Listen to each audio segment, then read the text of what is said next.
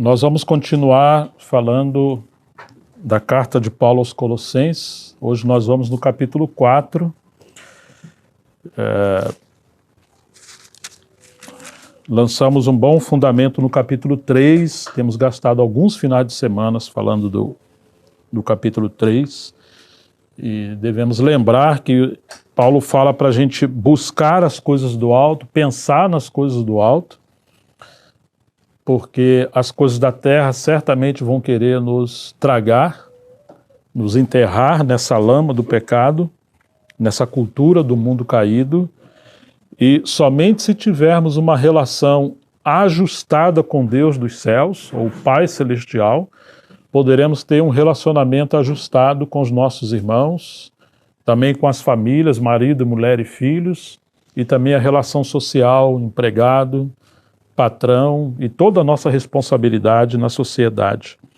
Todas as crises que encontramos é quando nós temos crise primeiramente com nosso Senhor. Uma vez que a relação for ajustada com nosso Senhor, então a nossa relação com o próximo também será ajustada. Por isso que é extremamente importante cada cristão ter uma vida de consagração a Deus, uma vida de oração, uma vida de obediência à palavra. E uma das coisas que Paulo vai confrontar fortemente no capítulo 3 é a questão do egoísmo ou da natureza carnal. Todo aquele que vive uma vida centrada em si mesmo e não centrada em Cristo, ele vai passar a ter uma relação grave com todas as pessoas que ele se relaciona. Nós temos muitas crises nos casamentos, nas famílias, e também a relação do cristão com a sociedade, o cristão com o dinheiro, o cristão com a política, enfim, em todos os desafios que nós temos, quando, especialmente, tem uma vida centrada em si. Como Deus vai abençoar uma pessoa que vive uma vida em contradição com as Escrituras? Se Ele é o Deus da palavra, né? Então, se quisermos ter uma vida abençoada pelo Senhor, confirmada, guiada, precisamos, primeiramente, ter uma vida alinhada com Ele, governada pelo Espírito Santo, de acordo com as Escrituras. Graças a Deus gastamos um bom tempo sobre isso, e agora Paulo vai então para a reta final da sua carta. É como que ele está fechando as cortinas daquele espetáculo que foi a exposição dessa Escritura, ou dessa carta tão gloriosa sobre o nosso Senhor. Muito interessante que devemos nos lembrar, Paulo está preso, mas ele está gastando os últimos momentos da sua vida encorajando, ensinando, fortalecendo os cristãos. Amém. E ele não está pedindo oração por si, para ele ser livrado da prisão. Você vai encontrar que ele pede oração, mas seu propósito é outro. Ele sempre está voltado para a glória de Deus e ele está pedindo oração para que a porta da palavra fosse aberta. Isso está aqui no livro de Colossenses. Isso mostra a motivação de Paulo. Aos Filipenses, que ele também estava preso, essas são as 4 cartas da prisão, provavelmente no início do ano 60 do primeiro século, você vai encontrar que é a carta da alegria, e Paulo está preso, mas ele está cheio do Espírito Santo, cheio de alegria, porque ele se diz, como aos Efésios, que ele era um prisioneiro no Senhor, não era um prisioneiro de Roma ou de Nero. Ele estava ali debaixo da vontade e a soberania do Senhor. Então, as circunstâncias que um cristão vive jamais poderá destruí-lo se ele estiver vivendo qualquer que seja a situação debaixo da vontade de Deus. E é isso que nós devemos prestar atenção. Não importa se estamos prosperando ou se estamos vivendo a vida de escassez. O que realmente importa é que não existe lugar melhor do mundo do que a vontade de Deus. Uma vez que estivermos na vontade de Deus, iremos frutificar e iremos viver uma vida cheia de alegria, de graça e transbordando em vida para ajudar as pessoas ao nosso redor. Então, no capítulo 4, o versículo 1, na verdade, ele é a conclusão do capítulo 3. Ele poderia ter sido dividido terminando o capítulo 3, e ele salta: senhores, tratai os servos com justiça. Ele é praticamente uma extensão do versículo 25. e com equidade, certos de que também vós tendes um Senhor no céu. Naquela época eram escravos, né? Nós podemos agora aplicar isso para aqueles que têm empregados na sua empresa. Se você é um patrão, é um senhor, então Paulo também, ele corrigiu ou ele exortou aqueles que trabalham para seus patrões como empregado. Não devemos fazer as coisas só quando os patrões estiverem vendo ou estiverem perto, muito mais quando ele estiver ausente, porque nós devemos fazer todas as coisas como ao Senhor, e Ele que vai recompensar a cada um de nós. E agora ele está falando também que os patrões têm um Senhor. Você é Senhor dos seus empregados, mas você tem o Supremo Senhor, que é o nosso Senhor nos céus, e que Ele também, nós devemos prestar contas a Ele, né? Então essa consciência de Paulo, seja na família, no casamento, na educação dos filhos, na sociedade, em todas as nossas responsabilidades, ele começa falando lá no capítulo 3, tenha sua mente nos altos céus. Busque as coisas dos céus, ou seja, a nossa vida tem que estar centrada em Deus, e uma vez que a nossa vida está centrada em Deus, não importa o que vamos fazer, devemos fazer essas coisas para o Senhor. Então é muito ruim quando você encontra cristãos falando mal dos seus patrões, ou seus patrões falando mal dos seus empregados, né? Eu me lembro que uma vez conversando com Pedro Arruda, que tinha uma empresa, acho que tem ainda uma empresa da família, ele estava para demitir alguns funcionários. E aí, certa vez ele estava orando e o Senhor falou com ele, veja bem o que você vai fazer com essas ovelhas. Aí ele tomou um susto, né? Porque até então a relação é só empregado e patrão, né?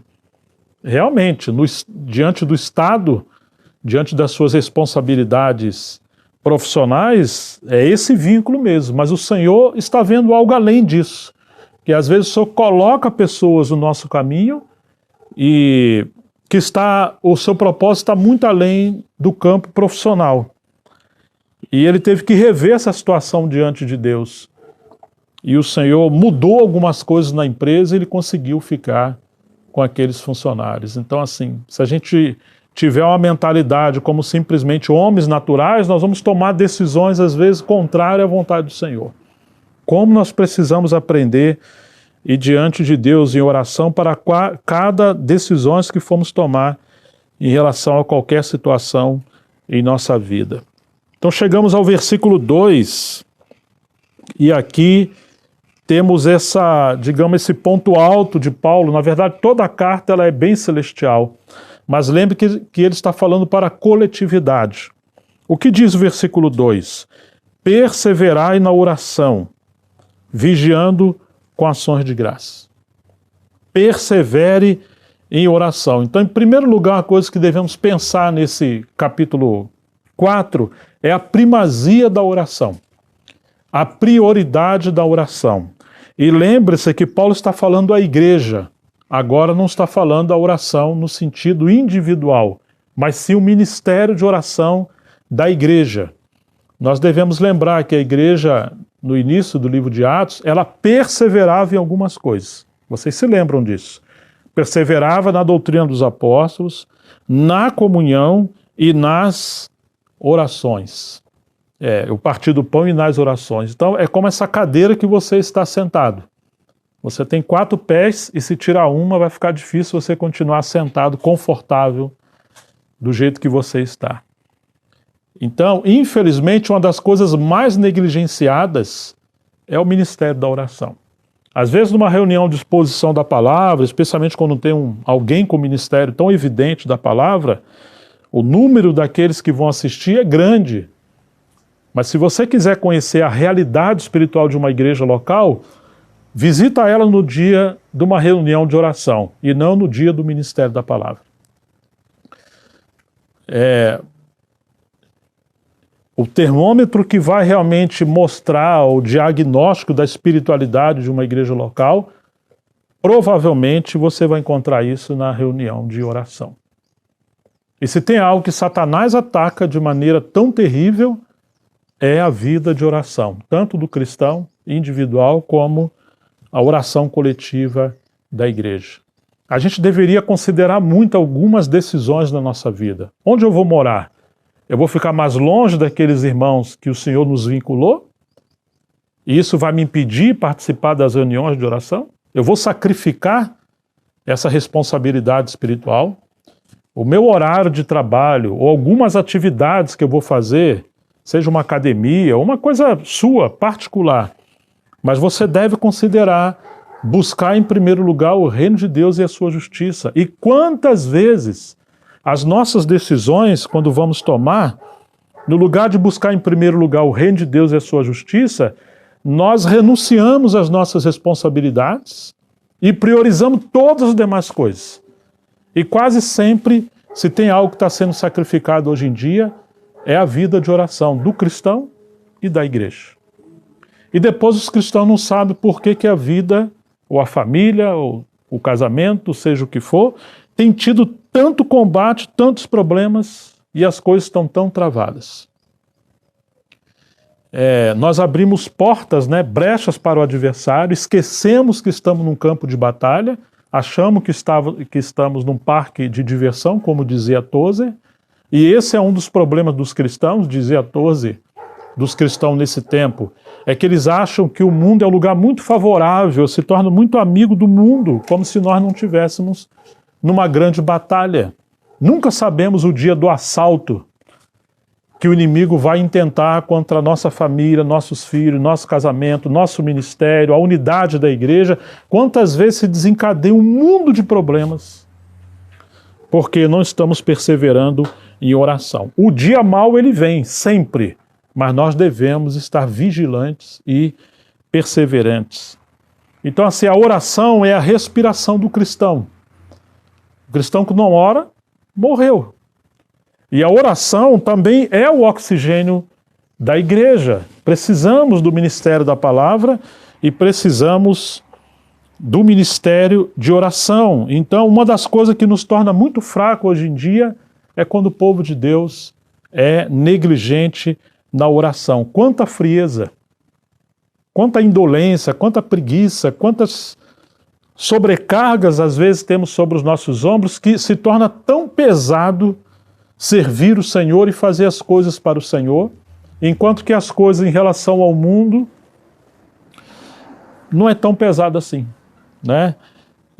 Então a oração, Paulo está dizendo no versículo 2, em primeiro lugar ela tem que ser perseverante. Nós vamos ter muitos empecilhos para nos impedir a oração. E nós devemos sempre considerar esse conselho de Paulo, essa direção de Paulo. Persevere em oração. O Hernandes Dias Lopes tem um comentário muito bom sobre esse livro de Colossenses, e ele está sempre citando autores, né? E um desses autores é o Warren Wiersbe. E ele vai dizer o seguinte, nunca deve faltar fogo no altar. O fogo não deve se apagar.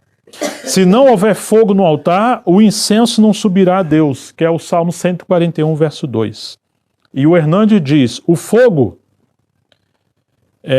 tem 4 características. Ele ilumina, ele aquece, ele purifica e ele alastra.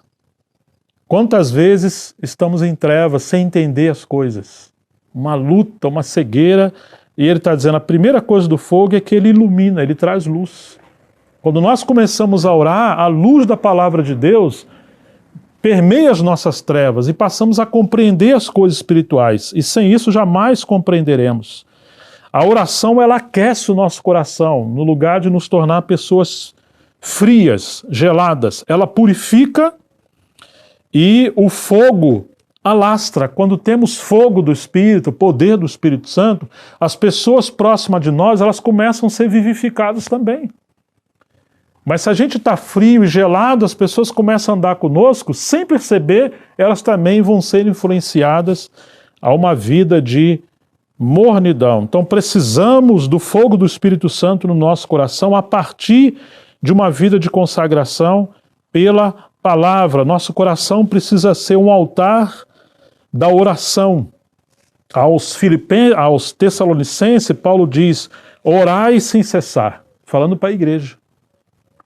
Estamos juntos, vamos lanchar? Poxa, muito bom isso aí, mas antes de ir embora, ore. E no começo, ore também, dê graças. Vamos viajar? Ore, ore. Nunca deve faltar oração, orai sem cessar. Quantas coisas podem acontecer? Às vezes você sai de casa, está tranquilo, uma cidade pacata como essa, você pode ser assaltado, pode acontecer um acidente, pode acontecer uma série de coisas.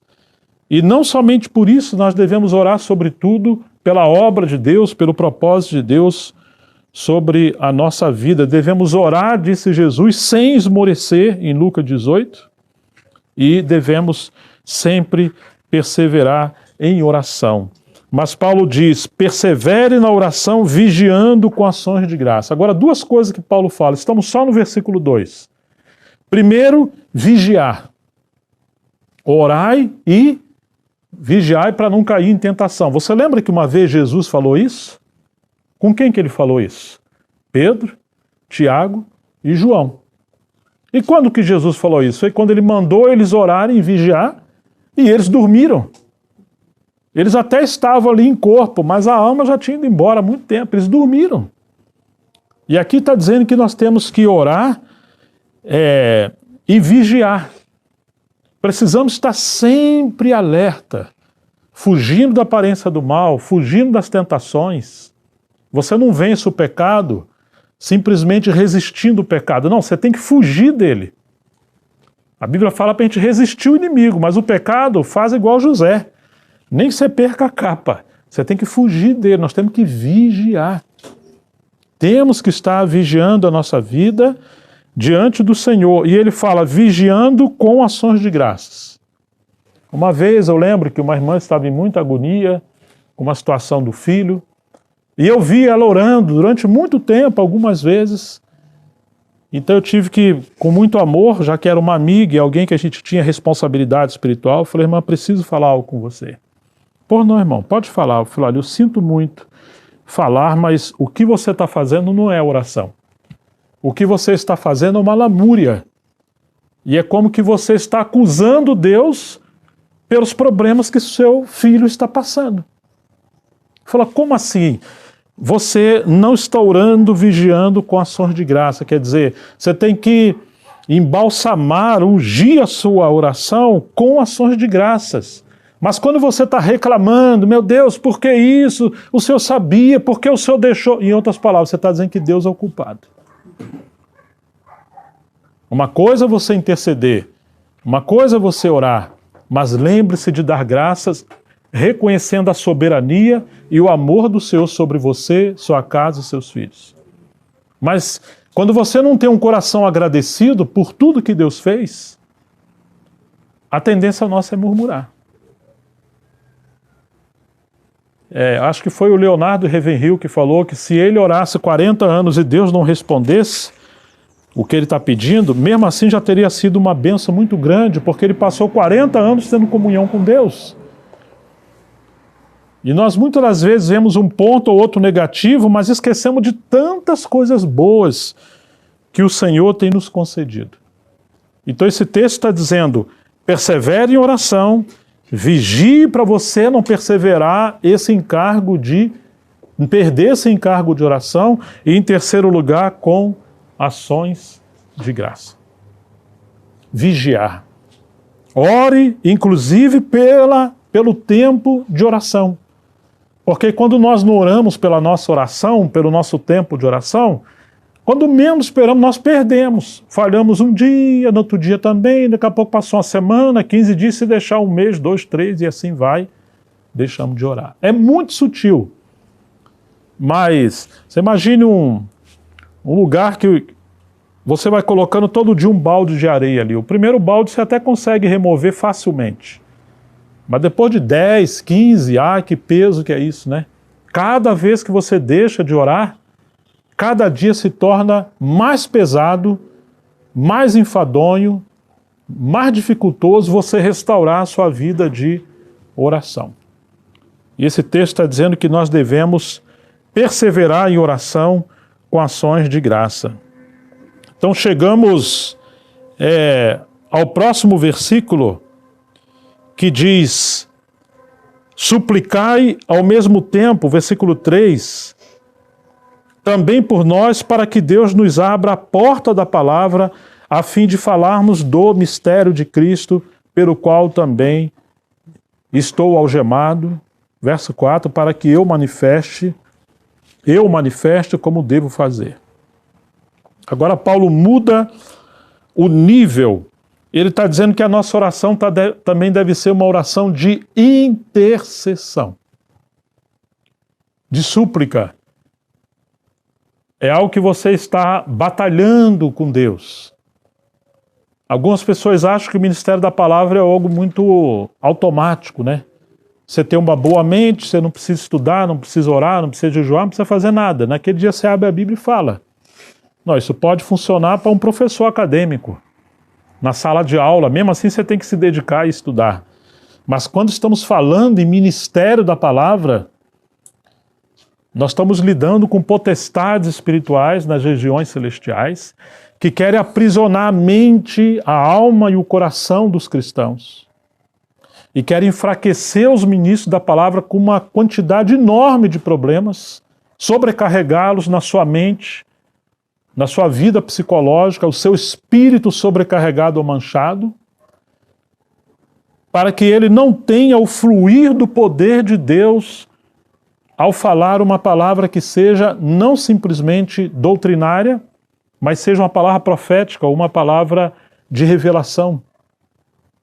É muito bom o ministério expositivo da palavra e é necessário, mas tudo será fraco se não tiver ungido pelo poder do Espírito Santo. Você vai encontrar Paulo, um homem cheio da palavra, mas agora ele está dizendo, suplicai ao mesmo tempo também por nós, quer dizer, por ele e por seus cooperadores, para que Deus nos abra a porta da palavra. Se Deus não abrir a porta da palavra, você pode ficar meses falando a palavra. Essa palavra não vai tocar nas pessoas, não vai trazer fruto. E é interessante o ministério da palavra, porque às vezes você está falando uma mensagem para um grupo pequeno de irmãos e essa palavra vai tocar pessoas em cidades e até países muito mais distantes dali. Nós não sabemos a dimensão ou a proporção onde o Espírito Santo vai levar essa palavra. Mas o que Paulo também está deixando evidente é que quando fala a porta da palavra, quantas coisas estão em oposição àquelas fortalezas espirituais na mente e na alma dos cristãos, os sofismas, pensamentos, distorções, opiniões que o inimigo plantou na cabeça das pessoas. E as pessoas têm barreira, às vezes, de receber a palavra porque tem uma interpretação equivocada não só das Escrituras, mas equivocada de Paulo ou daquele que está falando a palavra. Você raramente vai escutar uma pessoa que você não acredita na reputação dele, que não tem credibilidade. Então o inimigo acusa os servos de Deus, danifica o seu testemunho, semeia coisas distorcidas, além de semear distorções na interpretação do texto. Então, uma mente que estiver sobrecarregada, com trevas, com distorções, raramente vai compreender as Escrituras ou reconhecer ou receber a palavra de Deus. Agora Paulo está pedindo oração para que Deus abra a palavra, a porta da palavra, a fim de falarmos do mistério de Cristo. Só por meio de revelação. Como nós precisamos orar?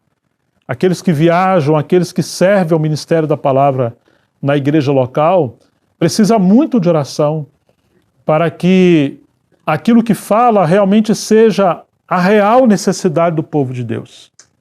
Amém. E é impossível fazer isso, exceto pelo ministério do Espírito Santo. Então, essa oração deve ser intercessória, suplicar ao mesmo tempo por nós. Paulo tinha aquela consciência dessa necessidade, ele sabia da importância da oração. Então a oração é a chave para abrir as portas, sejam grandes ou oportunas. Ele vai mencionar isso em 1 Coríntios 16, 9, que Deus abriu uma porta maravilhosa, mas havia muitos opositores ali. Como é que Paulo sabia disso? Claro, ele está tendo uma oposição literal daqueles que combatiam o seu ministério.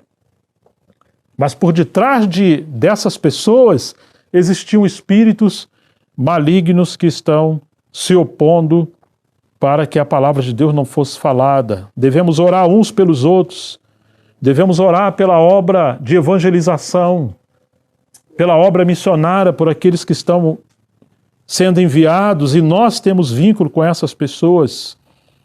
Devemos pedir que Deus cuide de cada um deles, da família deles, do casamento deles, da casa, da provisão financeira. Quanta batalha para destruir o ministério da palavra. Você vê que Paulo agora está preso.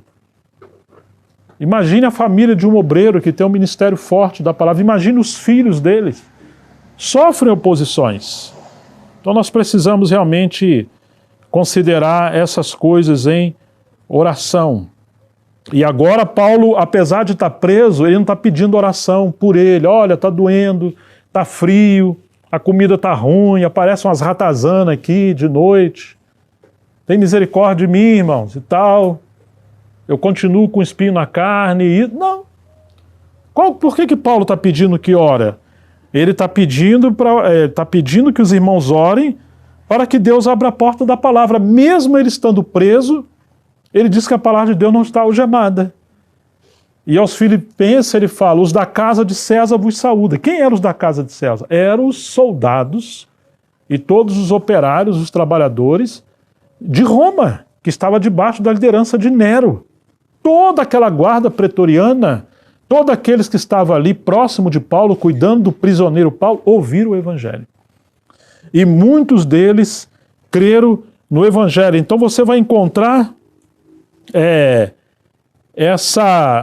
esse encargo de Paulo, esse ministério de Paulo, de maneira tão evidente, né? Que coisa maravilhosa, uma vida totalmente centrada no Senhor. Que o Senhor realmente possa nos agraciar, tanto como igreja, para termos esse ministério de oração, como aqueles também que nos servem pela palavra de Deus. É muito interessante que Paulo fez da cadeia o seu púlpito.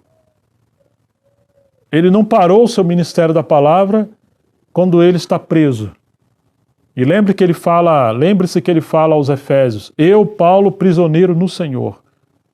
Então ele não está ali porque Deus se equivocou, se esqueceu, a igreja orou pouco, o diabo está vencendo, por isso ele está preso. Não.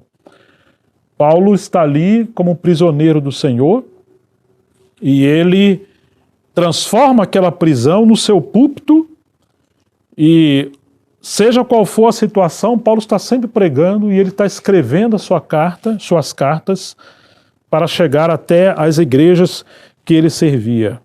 Tem uma história muito bonita no século XVII de John Bunyan. Ele foi preso certa vez na Inglaterra porque ele estava pregando ilegalmente segundo a igreja vinculada ao Estado.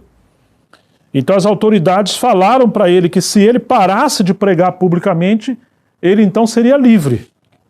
Mas ele respondeu, se eu sair da prisão hoje, respondeu John Bunyan, amanhã, com a ajuda de Deus, eu estarei pregando o evangelho novamente.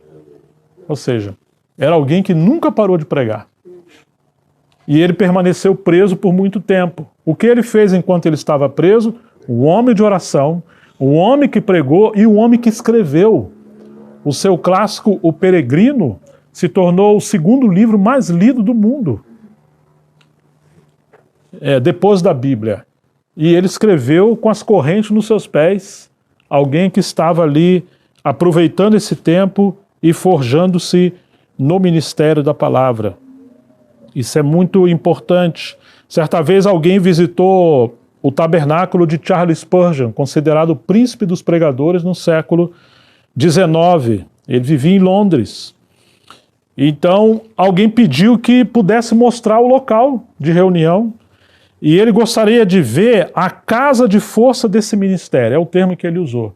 A máquina de força, onde fica o lugar que sustenta o ministério de Charles Spurgeon. Na verdade, o Charles Spurgeon que perguntou para ele, você gostaria de conhecer a máquina de força desse ministério? Então o visitante achou que iria levar ele para uma grande biblioteca, um lugar assim mais especial, quem sabe um escritório assim, né? Não, ele levou ele para o lugar mais baixo num salão enorme abaixo do púlpito, no andar inferior, e ali haviam centenas de pessoas de joelho orando a Deus. Enquanto Charles Spurgeon pregava, nós tínhamos centenas, alguns falam de 350 pessoas que estavam ali fervorosamente intercedendo o Senhor. Na biografia de Charles Spurgeon, você vai encontrar isso no livro Aviva a Tua Obra, ele disse se algum dia essa equipe de intercessores parasse de orar, para avisar para ele, porque ele ia parar o seu ministério. Porque ele sabia que o segredo e eficácia do seu ministério estava no ministério de oração da igreja. Então, assim, irmãos, nós precisamos orar. Que pena que a reunião de oração seja tão fraca. E por isso, muitas das vezes, a obra de Deus não prevalece ou não prospera como deveria prosperar. Então chegamos nos versículos 5 e 6. Portai-vos com sabedoria para com os que estão de fora. Aproveitem bem todas as oportunidades. Que a palavra de vocês seja sempre agradável, temperada com sal, para saberdes como deveis responder a cada um. Agora você vê que Paulo, além de falar da oração, do ministério, ele está preocupado com aqueles que estão ao redor da igreja ou de cada cristão. Como devemos nos portar com sabedoria para aqueles que estão ao nosso redor. Isso diz respeito à nossa conduta diária. Por isso também precisamos orar, porque muitas das vezes tem pessoas examinando, olhando, observando a nossa vida, e pode ser que a gente dê deslizes, se estivermos na carne, ou aquelas investidas de sobressalto que acontecem, e por causa disso pessoas podem ter o coração desacreditado da palavra de Deus, do Evangelho, pelo nosso mau testemunho. Dizia Torrey, o companheiro de D.L. Moody, ele disse que de cada 100 cristãos, um realmente lê e estuda a Bíblia. 99 tem uma vida meia desleixada. E outro servo de Deus também disse, o cristão lê a Bíblia e a sociedade, o mundo, lê a vida do cristão. Então Paulo chama os irmãos de Corinto de cartas vivas de Cristo. As pessoas estão sempre nos observando. Por isso nós devemos manter o nosso testemunho, a nossa conduta diária diante das pessoas que estão nos observando. Não podemos se tornar tropeço para ninguém. Nosso viver deve procurar ser irrepreensível, seja em palavra, comportamento, a nossa atitude, o nosso negócio, o nosso casamento, nosso trabalho, nosso lazer, a nossa forma de andar, de falar, a vida do cristão. Nós precisamos estar em harmonia com a vontade de Deus. Esse testemunho, nós precisamos cuidar disso. A nossa vida é também um meio de pregar o Evangelho, em toda a nossa forma de viver. E nós devemos considerar as nossas coisas. Infelizmente, as redes sociais se tornou um Big Brother geracional, né? Você vai no lugar, tira foto, vai comer, tira foto do prato, tira foto do filho, você vai expondo toda a sua família, tudo que você faz, aonde você foi. E às vezes até a própria privacidade ou a vida íntima. E sem a gente perceber, estamos abrindo brechas ao inimigo. Que Deus tenha misericórdia de nós. E aqui está dizendo que nós devemos aproveitar muito bem todas as oportunidades para pregar a palavra. E nós devemos, ele vai dizer que a nossa palavra, versículo 6, deve ser sempre agradável, temperada com sal. Come uma comida sem sal. É difícil, né? Ou se você não salgar uma carne, ela vai apodrecer. Às vezes o linguajar de um cristão que não tem uma vida de oração, como ele começa o capítulo 4, ou uma vida centrada na palavra com oração, como diz o capítulo 3, então a nossa palavra fica destemperada com a graça e o perfume de Jesus Cristo.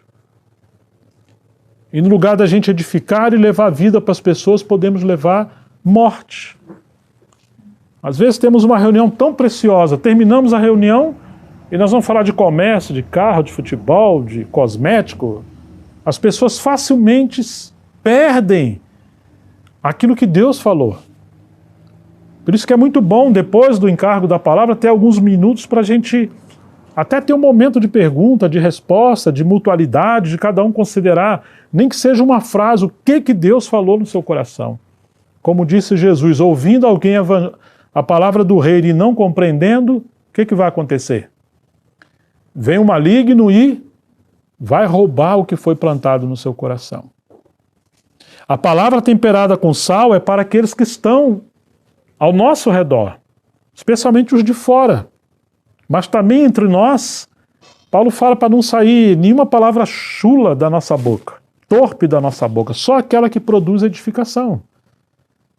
Tanto entre cristãos, tem coisas que é inapropriado falarmos, devemos nos envergonhar dessas coisas, disse Paulo, e aqueles que estão ao nosso redor. Porque se não cuidar, quando tivermos com as pessoas que não são cristãos, a nossa tendência vai ser tomar a forma do mundo para agradar pessoas. Não é que você tem que ser rude com as pessoas, mas nós temos que ser luz do mundo e sal da terra para as pessoas. Então, devemos aproveitar as oportunidades para anunciar as boas novas do Evangelho para as pessoas ao nosso redor. Que Deus realmente nos dê essa graça. E existe aquela palavra na hora certa, não é para você ficar ali sendo indelicado, até indesejável, porque você é extremista, é radical. Não, orar para que Deus crie a circunstância para que possamos semear a palavra do Senhor na vida das pessoas. Mas devemos pregar a palavra com a nossa vida. E quando for necessário, usar a palavra com os nossos lábios. Mas a nossa vida deve ser uma mensagem aonde estivermos e precisamos estar preparados para responder a cada um que pedir a razão da esperança ou perguntar a razão da esperança que está em nós. E aí chegamos no versículo 7,